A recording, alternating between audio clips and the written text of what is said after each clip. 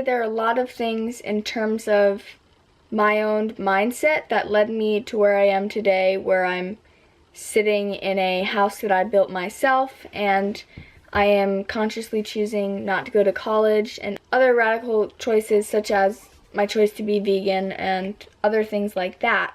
So just to give you a little background, I was kind of raised and in a way that the things we did were just kind of expected.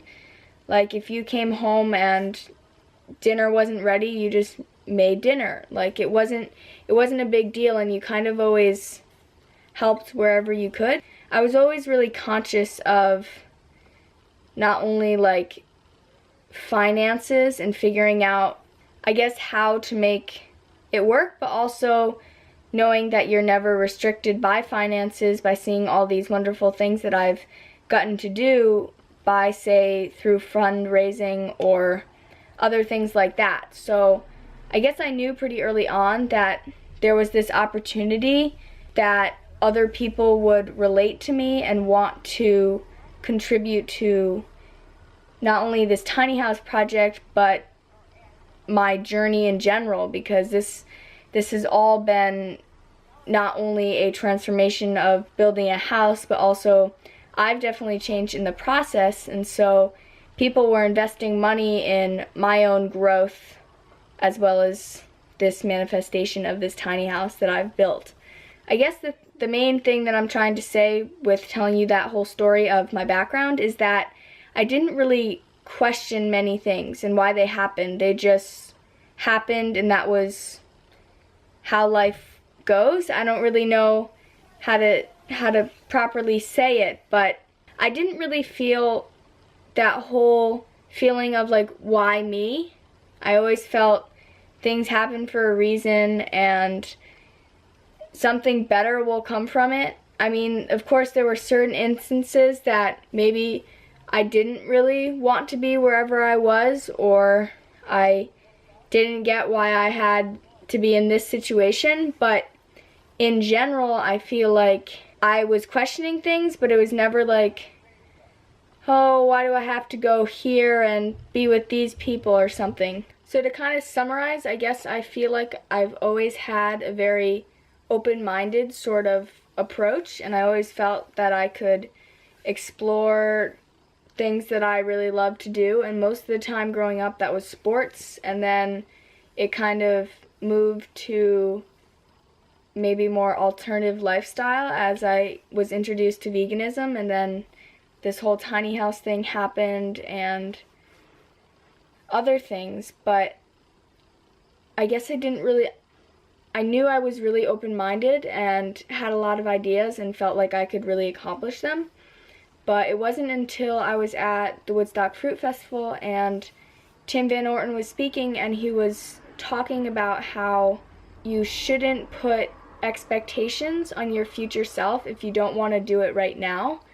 So like, if you're like, oh, I'm gonna work out tomorrow sort of idea, and it's just like, well, what if your future self doesn't want to work out when tomorrow comes?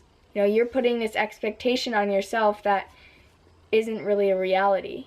That whole idea of not burdening yourself with all these expectations and desires and wants and dreams is really, really important. And so I feel like that idea was really crucial to my creation of the tiny house, because I feel like if I didn't do it right when I did it and it was like fresh in my mind and I really wanted to do it, I feel like that passion wouldn't have been there and I might not have actually finished it.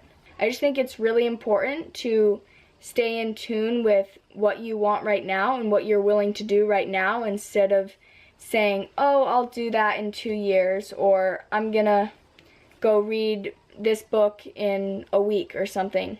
I guess all that I'm really trying to say is what has worked for me really well has been this idea that if I want it right now, I should go and do it and not burden it on my future self and leave it up till the time when I actually decided to do it, like 2 weeks ago when I set that date I was going to do it today. When that day comes, most likely I won't want to do it. And so I just feel like if you can make a tiny effort toward whatever that goal is, maybe it's getting up early and doing yoga every morning and you really want to do an hour, but you have to build up to that in order to really have the stamina and the willpower to want to get up extra early before school, before work, to actually get out there and move your body. And so you should never feel like you have to do that full hour. If you get in, say, 5 minutes, that's working toward that goal.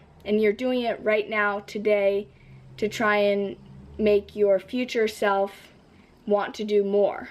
There's always more to say in terms of this whole mindset sort of topic, but I feel like I kind of got my point across, and I'm kind of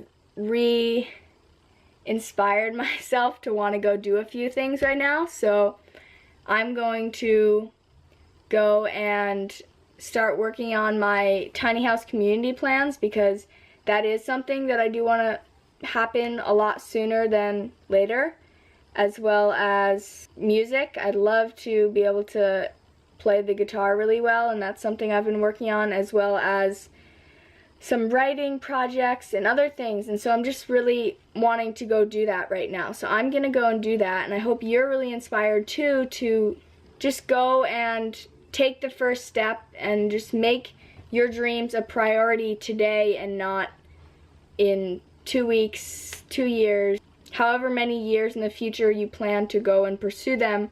I want you to start today, now, and really I would suggest, if you don't really know what to do, I would suggest writing down your hobbies, and then from that you can find a lot of various things that you'll be interested in and want to do, hopefully today. And if you feel like it's not something that can happen, try to make the teeniest effort to make it something that is in your life right now and today.